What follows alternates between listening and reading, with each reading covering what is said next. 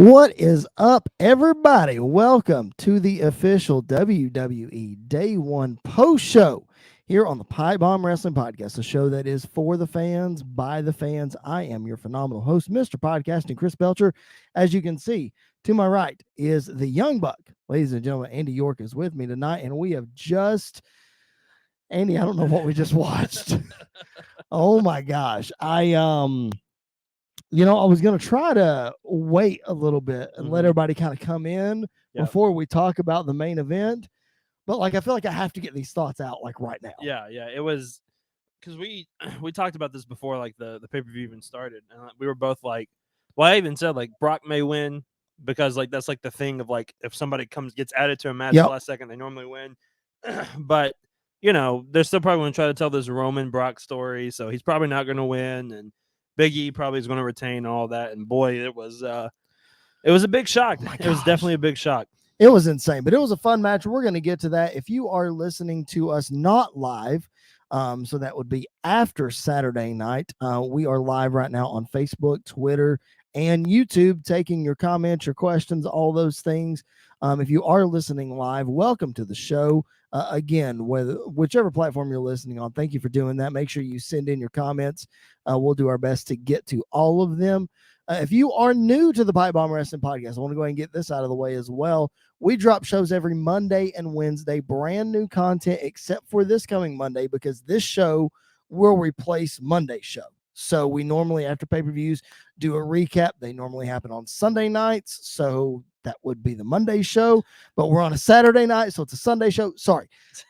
Wednesday will be our next new show. All right. So wherever you find your podcast, and of course, a shout out to bodyslam.net, their YouTube channel, for hosting us. They do a fantastic job, and we appreciate their partnership, as well as Tom and the crew over at SportsWire Radio. Thank you so much for all you do for us as well. We would not be where we are without our partners, and of course, without our listeners.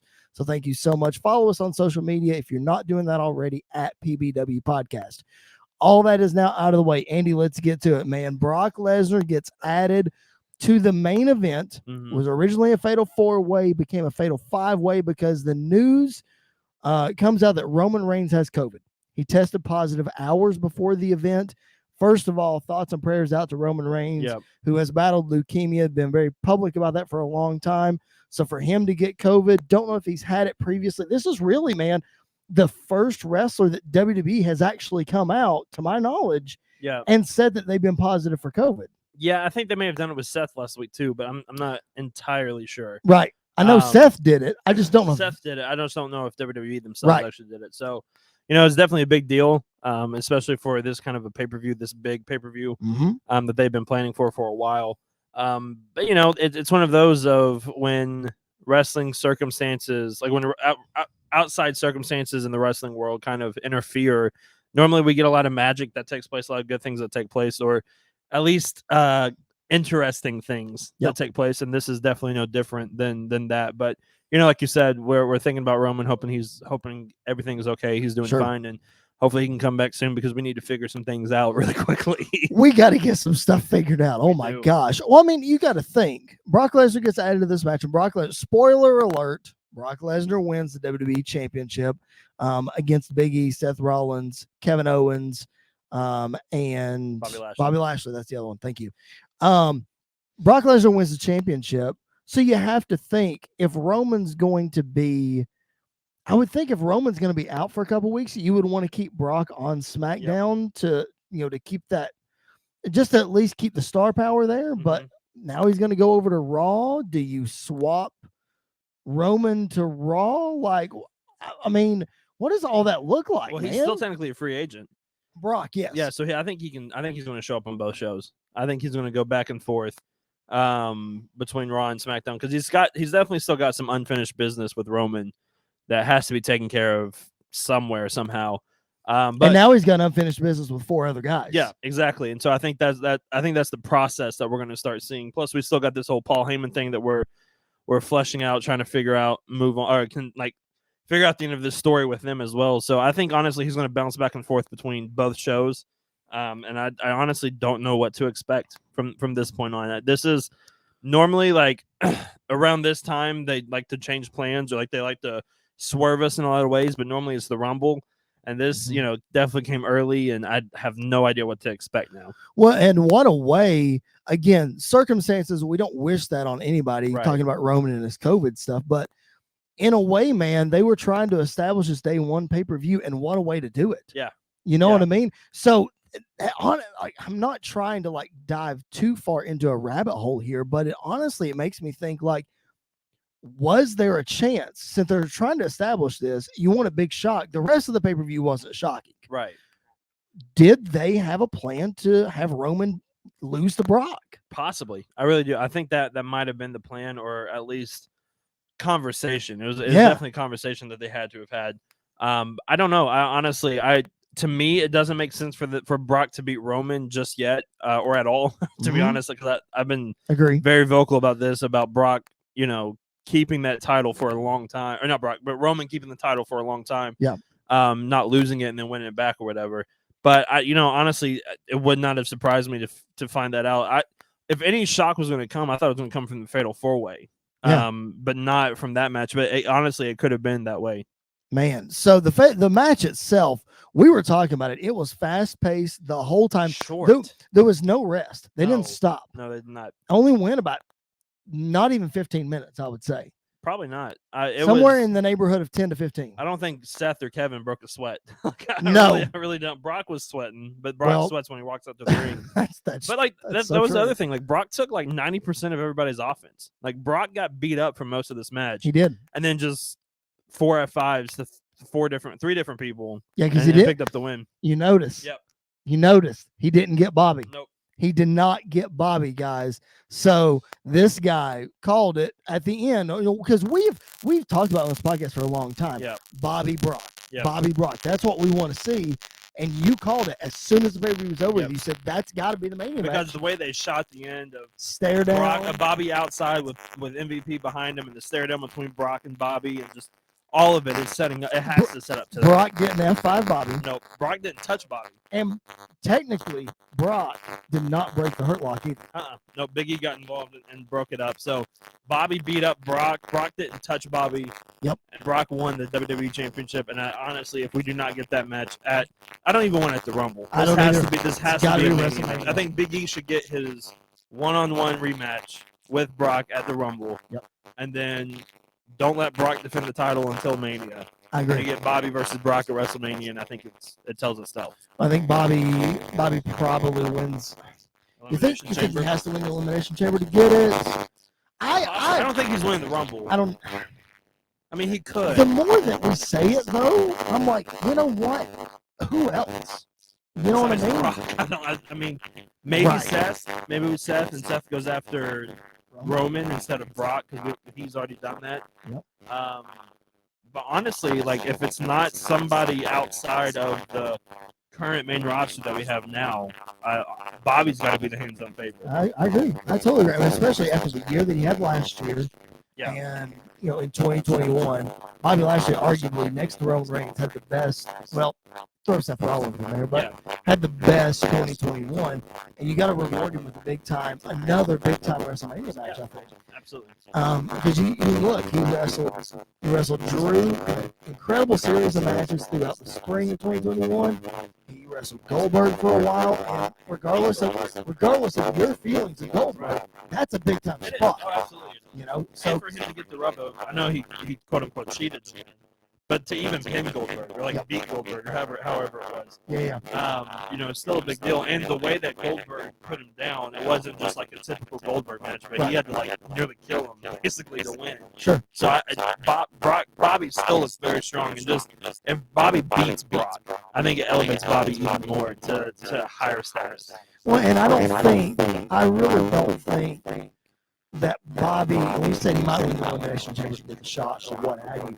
I don't even think Bobby needs to win the Rumble to get the shot. I think this is one of those Goldberg situations where all you got to do is walk in and say, I'm next. People will be absolutely. Yep. And they'll go wild. Just like Cena coming back after Money in the Bank to say, you have beat everybody, but you haven't beat me or whatever. That's all he needed. Bobby can walk in and say, "I beat you up at day one. You had to have help to get away from it. Yep. Let's do this at Mania." I agree. So I think that's going to be a big time WrestleMania match. We're predicting it already. Bobby, or at least we're very hopeful. Bobby Brock at WrestleMania. So you said Brock and Biggie at the Rumble. I 100% agree with that. Maybe Brock doesn't defend the title until Mania. Makes a lot of sense in the world. What you could do with Biggie. I mean, I think you could throw Big E into that maybe triple threat at Mania. Yeah, but to me, Bobby Brock, the first time Bobby and Brock have their match, it has to be one. I agree with that. So, let's get into that. You mentioned The Rock a little bit ago.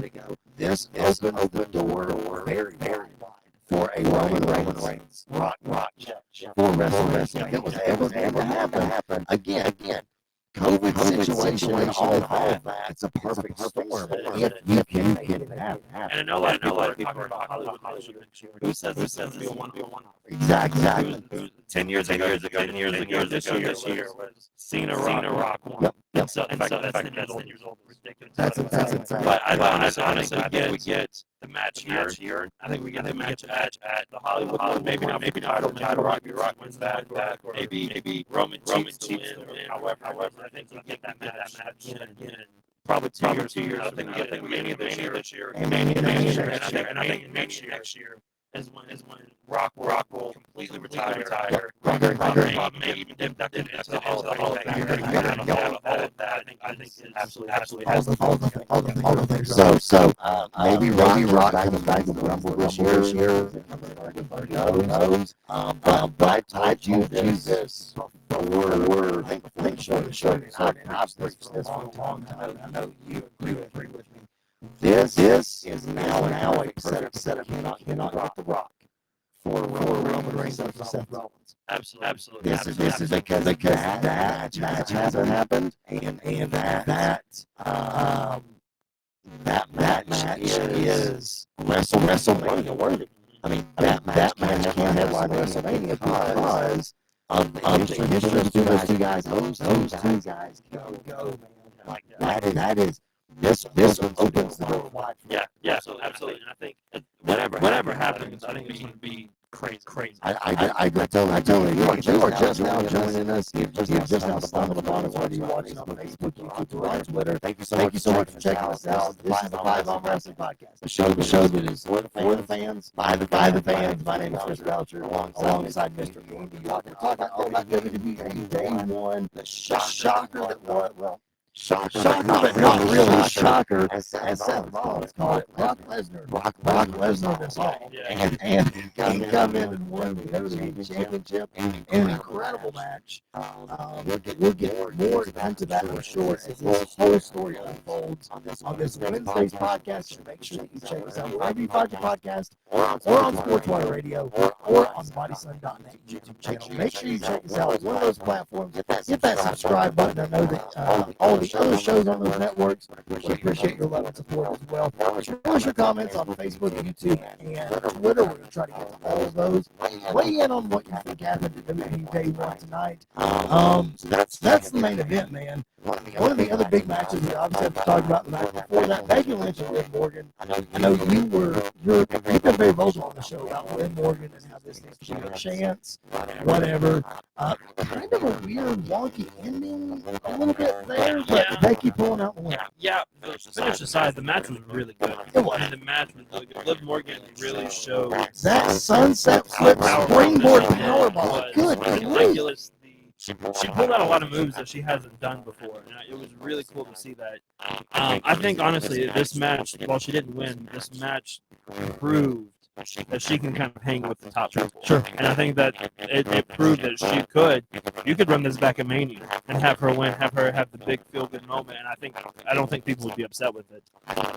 Because I feel like she has kind of built her way up to this point. Sure she has. And I think it's more than deserving of her to win, or at least win the Rumble and get to that spot. Maybe she doesn't win, but winning the Rumble elevates her even more, and we can kind of tell that story as you go along. But this match was absolutely fantastic. Props to Becky, props to Liv Morgan. It was so good. The finish was very You couldn't really tell what happened. I don't know if she got poked in the eye or not because nobody ever said anything except her pointing at her eye. She was selling But other than that, the match itself was really, really good. Yeah, it was good. I've just been very vocal about I'm not sold on Liv Morgan. Obviously, her wrestling skills are good. She showed it in the ring tonight. I go back to Becky Lynch has not been beaten since before WrestleMania 35. She has not been pinned. She has not submitted since in over 2 years. Right. I just don't think Liv is the person to do that. But if she is, imagine how much that elevates her. Being the one. I think that's part of it is the story is, yeah, Becky hasn't lost a singles match. Becky hasn't been pinned since 2019. So the person that does it automatically gets that massive push, that massive rub. And to benefit somebody like a Liv Morgan, because I mean, a Charlotte doesn't need that. No. Or Sasha doesn't need that. Nope. Bayley doesn't need that. Nope. Asuka doesn't need that. Nope.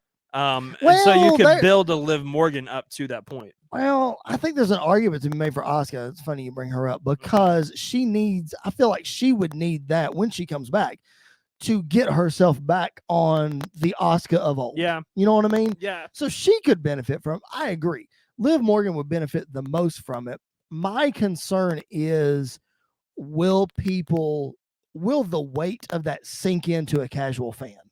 And push Liv Morgan that much further. You know what I mean? Yeah, I don't think it's going to be like a Daniel Bryan moment. Right. That's what I'm any thinking. point, but I still think it could be.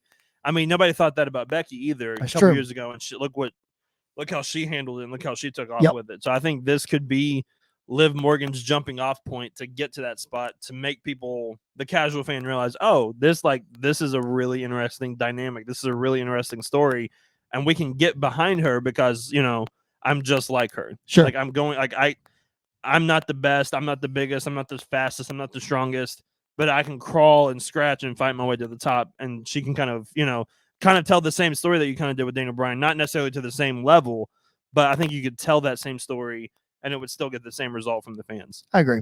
I can see that for sure. Another match that we were all really, really high on is Edge and The Miz. Just an incredible match. Really kind of a slower pace match. Yeah. Both of these guys wrestle a slower pace as it is, though. Mm-hmm. You had Edge coming out with the Brood entrance, which was fantastic. You had Beth Phoenix causing the distraction to help Edge win. Yeah. Obviously, setting up a mixed tag match down the road, but all in all, really good performance by all four people in that match. Yeah, the match was slow, not as slow as the referees count in the women's. Oh my gosh! It was definitely not what I was expecting. Right. It took a long time. It felt like to get to a lot of momentum in the match. If that's kind of the right phrasing to say. Yep. But it was still a really solid match. I don't think it's obviously Edge's best match since he returned because the WrestleMania match and all the matches with Seth and everything that he's done kind of. But, it was a great way to kind of advance the story. We both thought Miz was going to pick up the win after a Maurice distraction. Then Beth comes out afterwards, but Beth coming out to win kind of gives the heels an out in a way. To kind of go forward and have this mixed tag match probably at Mania, hopefully at the Rumble, but probably at Mania. Hope not at Mania. But I feel like I don't know. I feel like you can move this story along. Yeah. I don't know how much more meat is on the bone as far as dragging it out all the way to Mania. But do you keep both of them out of the Rumble? Sure. They're not in the Rumble this year? No, why not? I don't think so. I think I think Edge needs to be. You could pull that off and put them both in it. And we've seen that happen. Yeah, that's true. It doesn't, not everybody that's on the card ends up in the Rumble, but sometimes they do. That's true, because Roman had a WWE champion or Universal Championship match and then came out number 30 a couple years ago, and people loved it. Yeah. Loved it, lost it, whatever. So yeah, I think you could still put them both in the Rumble. I think you could drag this out. This could be a marquee match for Elimination Chamber or Fastlane or whatever. You could do that. Yeah. But you got to get it out of the way because you got to build a story for both of these guys separately for WrestleMania if you're doing that. Absolutely. You know what I mean? All right. Street Profits and RK Bro, an incredible tag match for the Raw Tag Team Championship. RK Bro picking up the win with an incredible RKO from the sky. We kind of expected Montez Ford to be trying to hit a frog splash and Randy catching him, but it was the old Diamond Dallas Page pop up. RKO, Diamond Cutter, whatever. It was really cool. It was really cool. I kind of mentioned this when we were watching it. Randy Orton matches are not known for bell to bell. It's known for the finish of the match. It's if you start watching a Randy Orton match, especially a Randy Orton tag match, at the hot tag, you haven't missed anything before that. No. That doesn't take anything away from all four guys that were in the match. But if you start at the hot tag, you're good. Yeah, absolutely. The thing is, though, in this match, it seemed like Montez Ford, the Street Profits in general, but Montez Ford was wrestling more of like a heel style. Yeah, it was weird. To the point where at the end of the match, because you had RK Bro and you had the Migos out there, and then you had the Street Profits out there, and they were shaking their hands, I was waiting for a heel turn. Yeah. Like I was waiting for Montez and Angelo to attack them, and that didn't happen. So I don't know if that was by design or if it just came across weird or however it was, but it was definitely a different side of the Street Profits, a side that I could possibly get behind because it was it's a different dynamic between the two of them.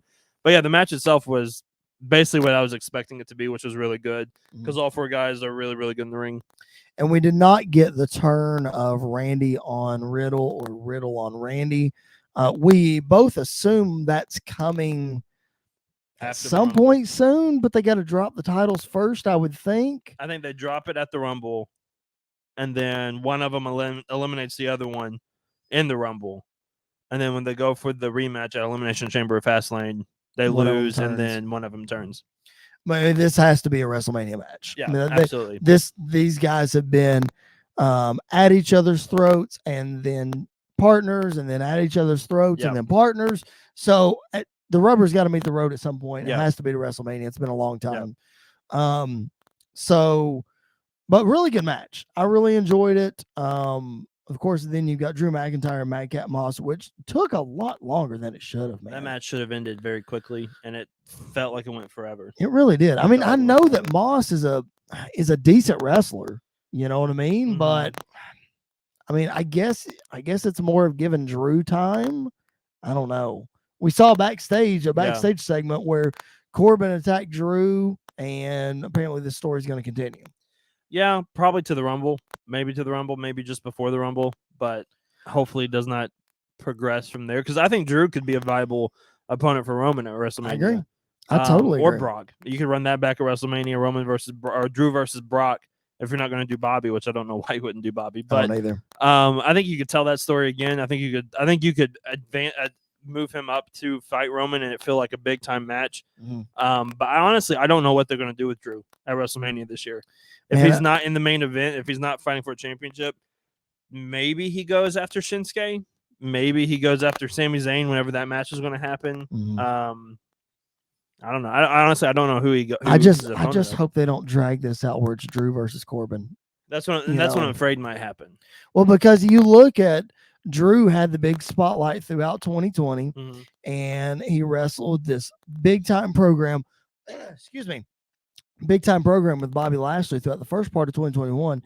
And then we get to SummerSlam and he has this 2-minute match with Jinder Mahal, you know? And so I'm like you, I'm afraid of what's going to happen come WrestleMania. If he doesn't, I don't think he'll win the Rumble, but I don't know. Maybe Drew and Kevin Owens. Yeah. Maybe Drew versus a heel Finn Balor. Something like that. I have no idea. I have no idea what they have planned for him. I have no idea. Regardless, I know what I do have an idea about, and that is all of you who are listening or watching. If you have not subscribed to the BodySlam.net YouTube channel, or you are not following along wherever you find your podcast, please make sure you do that. We drop brand new episodes every Monday and Wednesday, wherever you find your podcast, Sports Wire Radio, and on BodySlam.net's YouTube channel. So make sure you're following along with us at PBW Podcast. This is the PipeBomb Wrestling Podcast, the official WWE Day 1 post show. He is Andy York. My name is Chris Belcher. Thank you so much for hanging out with us. We still got a couple more matches to go, and then we'll wrap up with some final thoughts. The first match of the night, and probably the best match of the night. Maybe, yeah. It was obviously it was good. It was really good. as we called it, would probably be the best match of the night, at least. The Usos and the New Day tearing down the house one more time. The Usos getting the win with a 3D from out of nowhere. Very weird. That was crazy. But listen, y'all, these guys can't have a bad match. I swear. They just can't. And it was like this match. I compared it to, I was thinking about comparing it with the RK Bro and Street Profits matches. Like that match started out super slow, then you got the hot tag.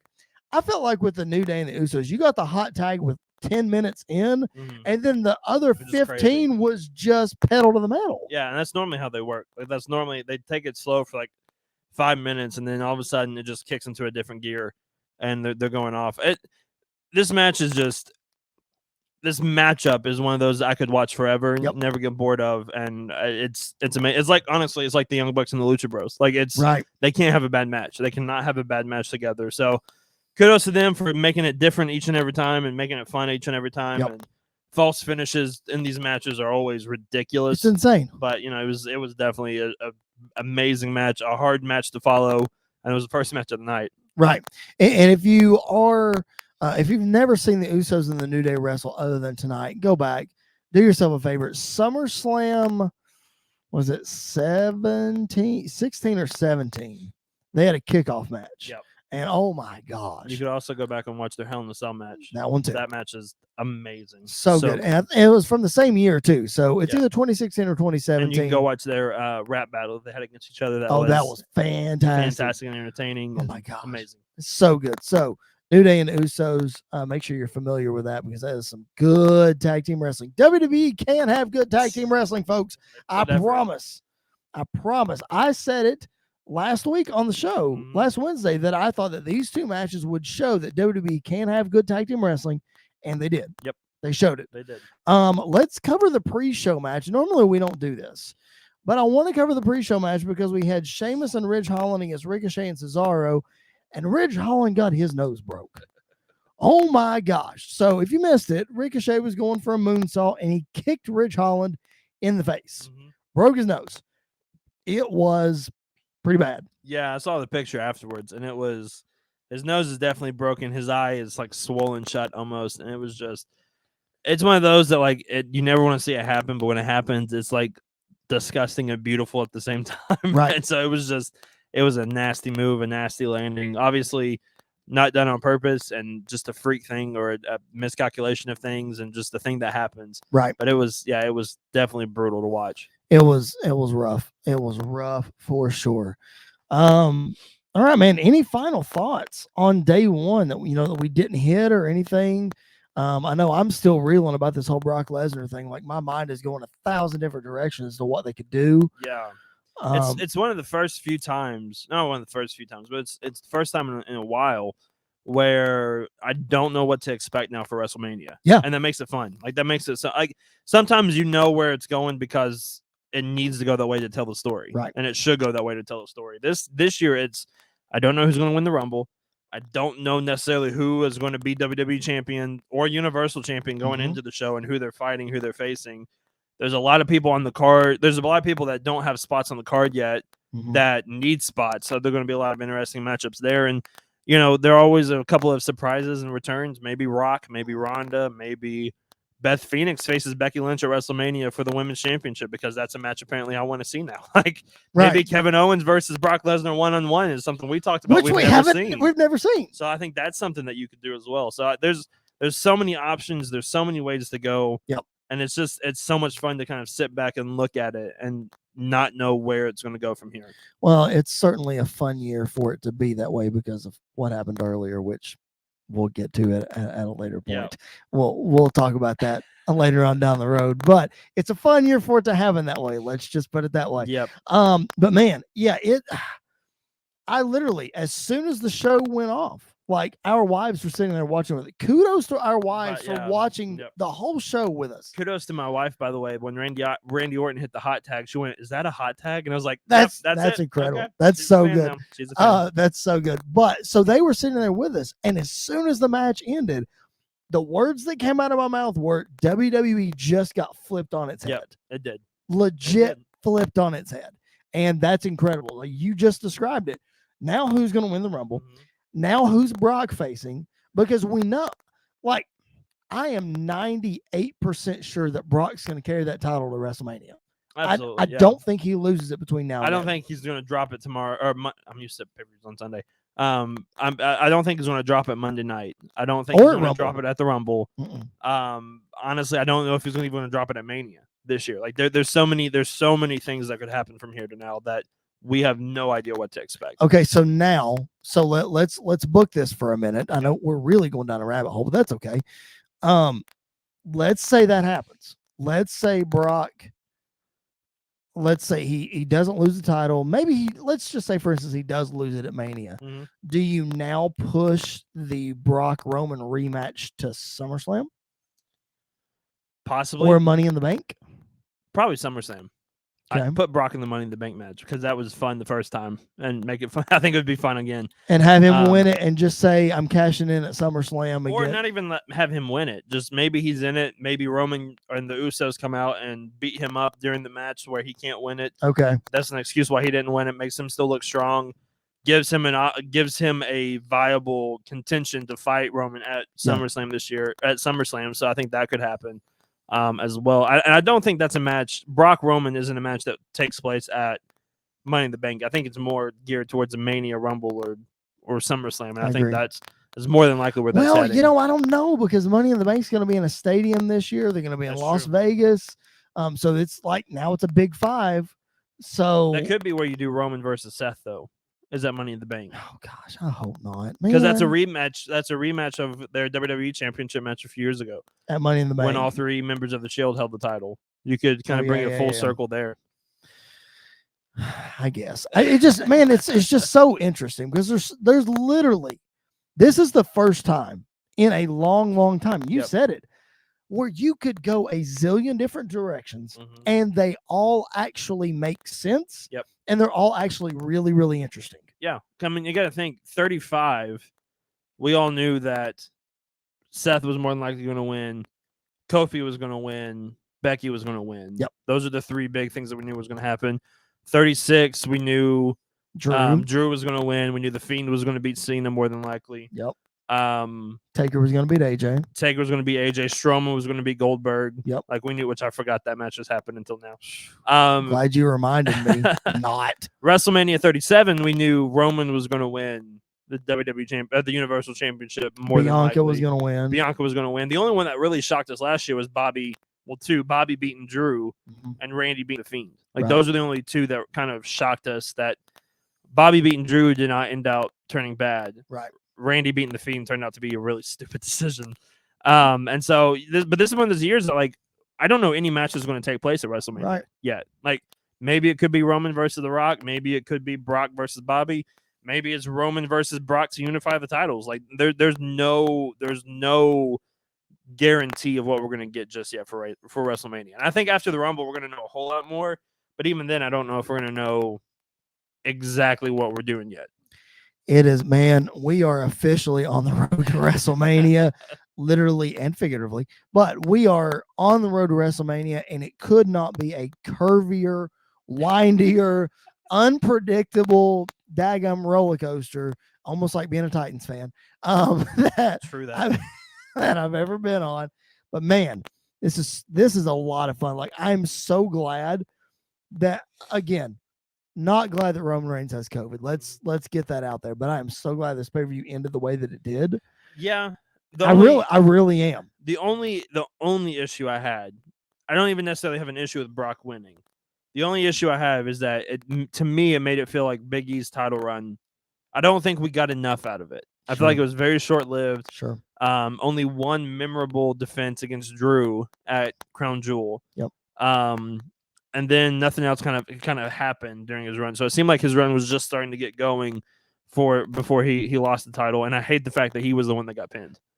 I think you could have pinned Kevin Owens or Seth Rollins and it been completely fine. And I think it would have actually probably made Big E look even better because maybe Brock hits an F5 to Big E through a table or something. And then Brock is able to pin Kevin Owens off of F5 or something. Well, because now Big E really doesn't have a leg to stand on as far as a rematch at Rumble or whatever. Plus, Brock defeated Kofi for the WWE Championship. Brock has now defeated Big E for the WWE Championship. So it seems like Brock just hates the New Day at this point.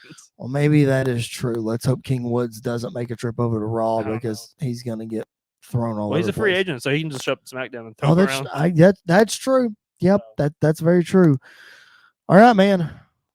Let's wrap this thing up, man. That's WWE Day 1. What a night it was. I'm so glad. I really am. Like, this is it.